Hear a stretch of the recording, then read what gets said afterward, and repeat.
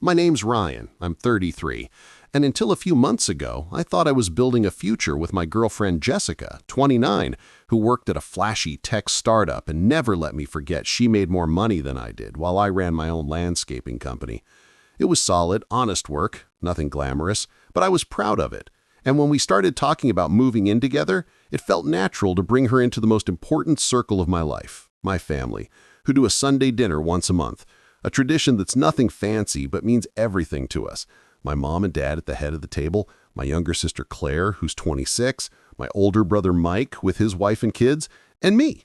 We've always been a tight-knit bunch, and I wanted Jessica to really be a part of that before we took the next step, which is how we ended up at my parents' house on that particular night, the night that would end our entire relationship. Though, of course, I didn't know it yet.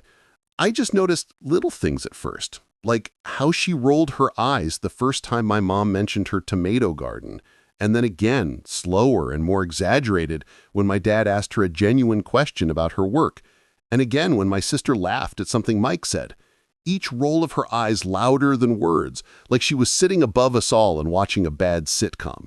And even though I'd brushed off her comments before about my family being boring and repetitive, something in me tightened as I watched her do it over and over, not even trying to hide the disdain, as if the whole night were beneath her.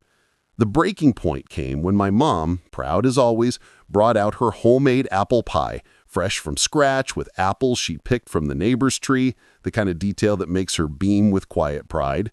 And Jessica, instead of politely declining, smirked, patted her stomach, and said she wasn't into carbs right now, then leaned toward me and whispered just loud enough for the whole table to hear, "Does she always push food on people like this? It's kind of passive-aggressive." And I saw my mom's face fall for half a second. My dad set his fork down, Claire shoot me wide eyes, and Mike look at me like, "You seeing this?"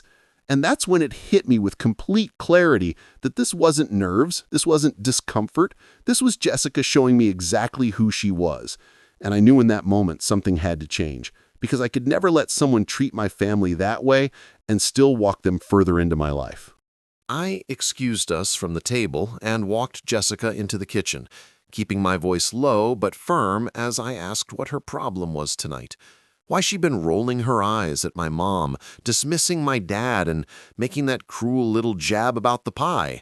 But she just crossed her arms, shrugged like it was nothing, and said she was just being honest, that if my family didn't like her, that was their problem.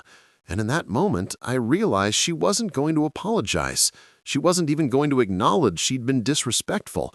This was who she really was. And so I looked her dead in the eye and said, "You're right," then walked back out to the dining room where my whole family was sitting in uncomfortable silence and told them Jessica wasn't feeling well and I'd be taking her home.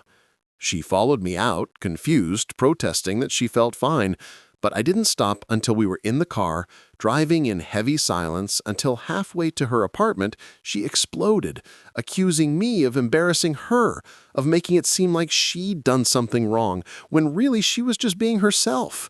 And when I pointed out she'd rolled her eyes 4 times, talked down to my dad, insulted my mom's pie, and whispered insults loud enough for everyone to hear, she scoffed and said I was being too sensitive, that my whole family was being too sensitive, and that if they couldn't accept her for who she was, maybe we shouldn't be together. I pulled the car up to her place, parked, and looked at her with the kind of clarity that only comes when someone finally shows you their real face. And I told her, "You're right again. Maybe we shouldn't be together."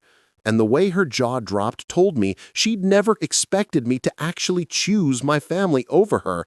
But that was the line, the moment it all ended.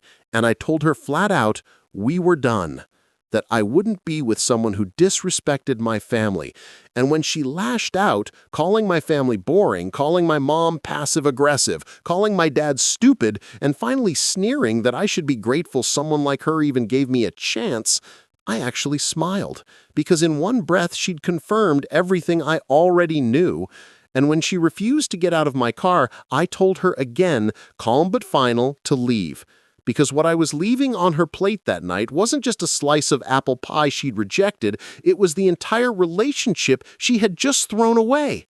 After she slammed the car door and stormed into her building, I drove back to my parents' house where everyone was still cleaning up, and when my mom asked gently if everything was okay, I told her plainly that it was now because Jessica and I had broken up, and while my mom apologized as if she'd somehow caused the problem, I reassured her that it wasn't her fault at all. It was Jessica who had chosen to be disrespectful, and when Claire hugged me and Mike clapped my shoulder saying family first, I knew I'd made the right decision. The apple pie was still warm, and eating it without tension in the air reminded me of what respect at the table should feel like, something Jessica had never understood.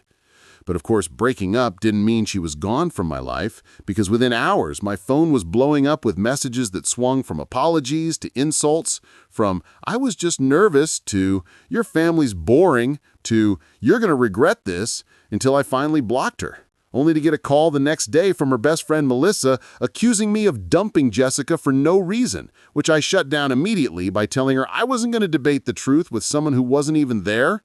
Over the next 2 weeks, Jessica showed up twice at my work, once trying to plead with me while sinking her expensive heels into the mud of a job site, and another time interrupting a client consultation with a cup of coffee like that would erase her contempt for my family, both times ending with me telling her to leave before I called the police, both times confirming to me and to anyone watching that she had no sense of boundaries.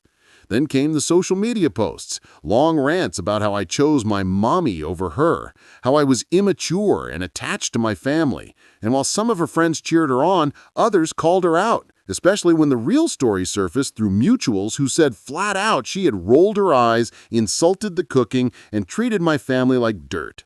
I didn't respond, didn't defend myself, because the people who mattered already knew the truth. And while Jessica tried to rewrite the narrative to make herself the victim, I just kept moving forward.